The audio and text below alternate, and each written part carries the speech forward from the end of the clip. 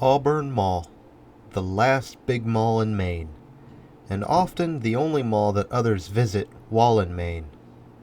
While redevelopment of some anchors have diminished the vintage charm of this mall, late 70s retro garnished with neon awaits us in the rest of the mall. Let's go for a walk one more time in Maine.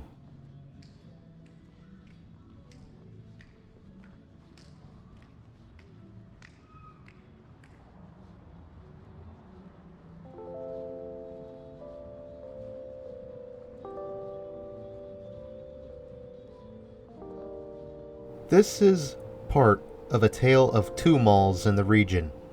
Auburn Mall was the second mall to the region, while Lewiston Mall was already present across the river.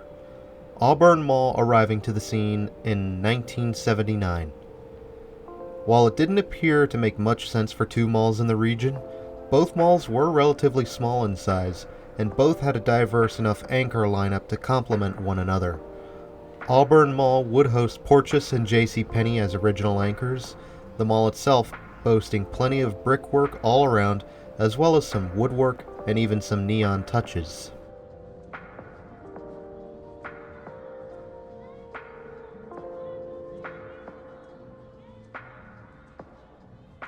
In 1992, Auburn Mall was popular enough to get renovated, freshening up its image.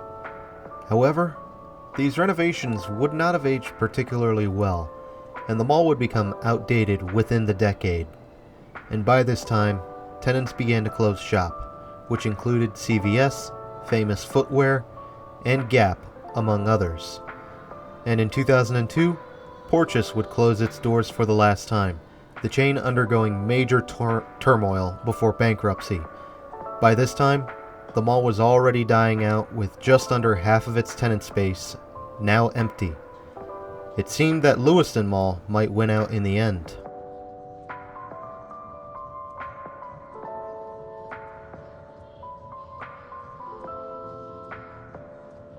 Auburn Mall was not going to go down without a fight, however, and would focus on refilling those spaces. This would attract CJ Banks and a PacSun as inline tenants, and the owners would even do small touches to keep the mall fresh, which included painting and then changing out fake plants with real ones. Steve & Barry's would come to the mall in 2007, filling in the Porches anchor space. Sadly, this would be short-lived, as Steve & Barry's shut its doors by 2008. But this would be addressed once again when TD Bank set up offices in the space in 2009, beginning an early transition into mixed use for the mall.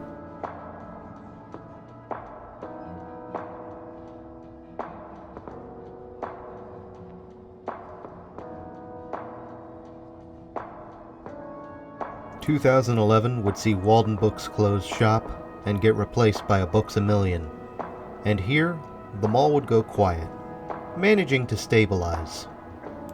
While Auburn Mall stabilized, the Lewiston Mall would end up losing out and would undergo a slow demalling that would over time erase its interior corridor. Even 2020 so far has failed to sink the Auburn Mall for the time being. It would appear that Auburn Mall has secured its place in the region, and hopefully its years remain fruitful from here on out.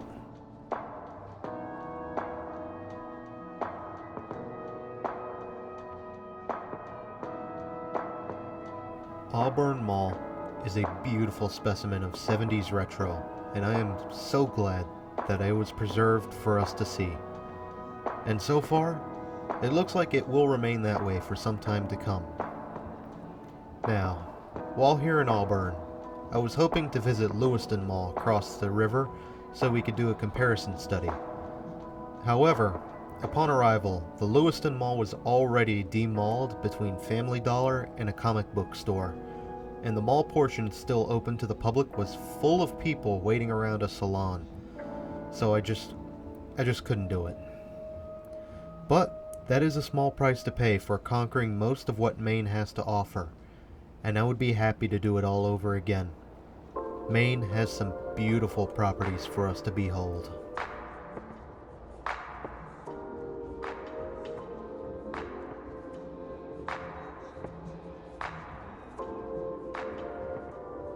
Also, this might play havoc with the monetization, but I found something a little humorous.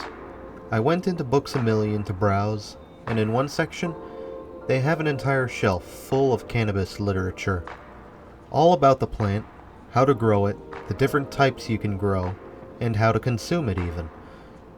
Maine is a legal state, so this does make sense, but I still find it humorous, as I typically expect to see that literature in a smaller bookstore, or, at a dispensary.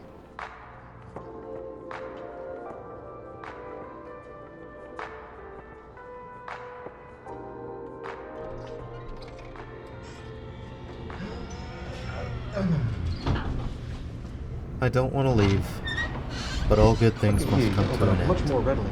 And alas, it's time for us to depart Maine. Until next time, this is Doomie Grunt, wishing you and the Auburn Mall farewell, and good luck facing the future.